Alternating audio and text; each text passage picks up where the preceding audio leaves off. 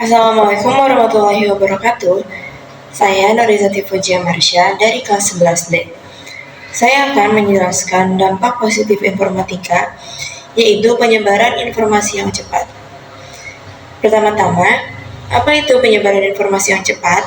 Penyebaran informasi yang cepat merupakan salah satu dari dampak positif informatika, di mana penyampaian informasi dilakukan secara cepat dengan bantuan teknologi informatika, seperti media sosial, seperti Instagram, Facebook, ataupun Twitter, dengan internet, dan aplikasi untuk berkomunikasi seperti WhatsApp dan Line.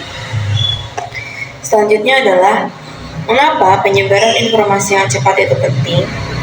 Karena, yang pertama, didukung oleh media digital dan jaringan internet. Yang kedua, memiliki jangkauan yang luas, baik lokal maupun internasional. Yang ketiga, informasi dapat langsung diterima dengan cepat tanpa menunggu waktu yang lama. Selanjutnya adalah manfaat utama dari penyebaran informasi yang cepat.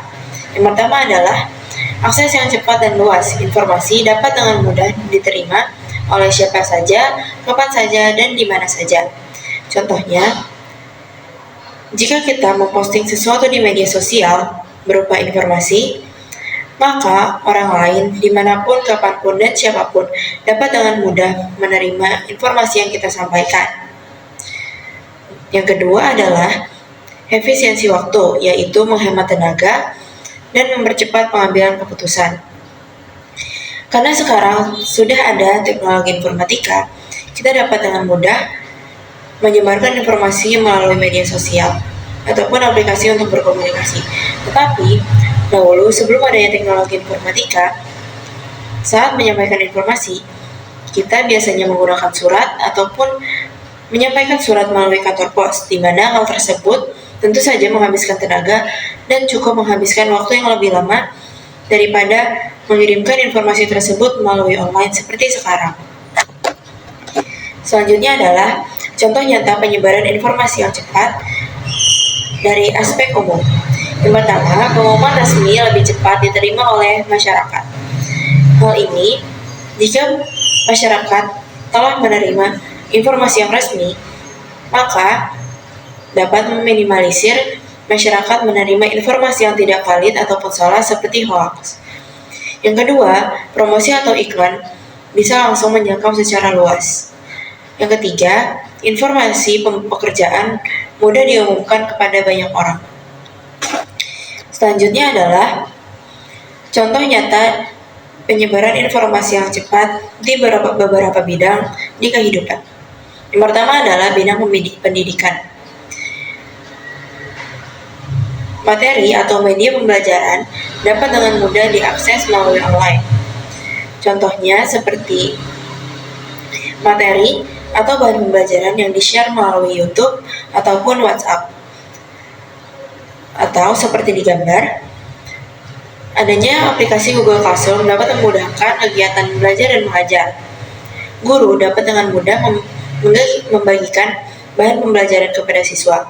Bahkan di aplikasi tersebut, siswa juga dapat mengumpulkan tugas dan langsung mendapatkan nilai dari guru mapel.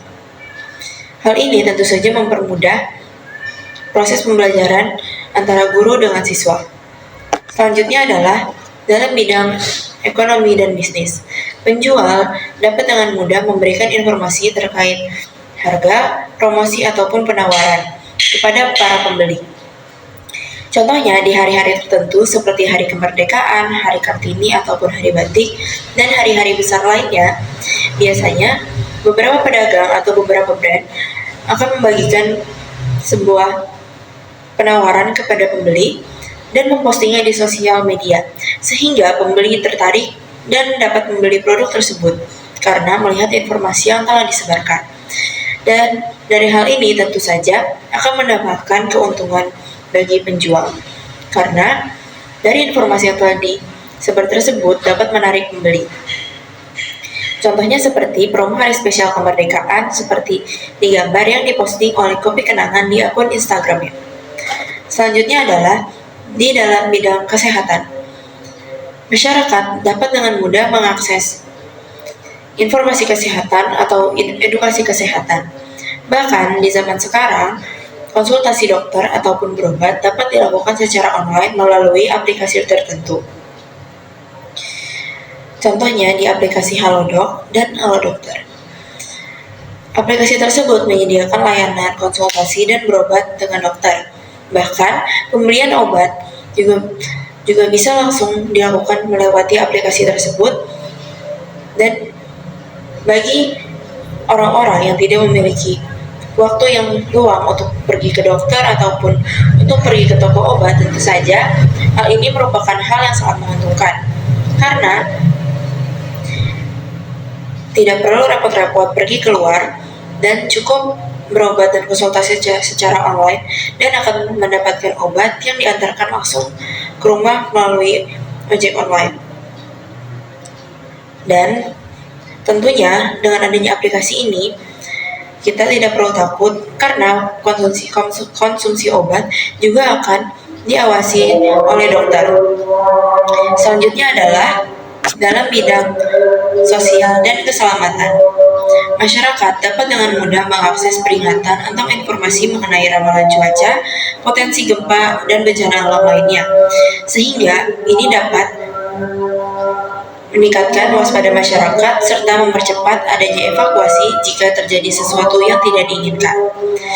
Seperti di contoh, BMKG mulai memposting ramalan cuaca, potensi bencana di sosial medianya sehingga masyarakat dapat mengaksesnya kapan saja, di mana saja, dan kapan saja.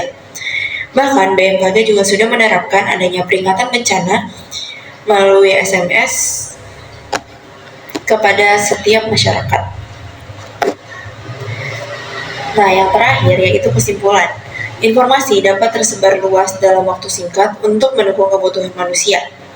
Jadi, teknologi informatika sangatlah bermanfaat untuk manusia dalam aspek penyebaran informasi. Tidak hanya penyebaran informasi, dampak informatika juga sangat memiliki banyak dampak positif di kehidupan manusia. Dan tentu saja, hal-hal tersebut dapat mempengaruhi jalannya hidup manusia menjadi lebih mudah. Sekian dari saya. Mohon maaf bila ada salah kata atau perbuatan. Terima kasih. Wassalamualaikum warahmatullahi wabarakatuh.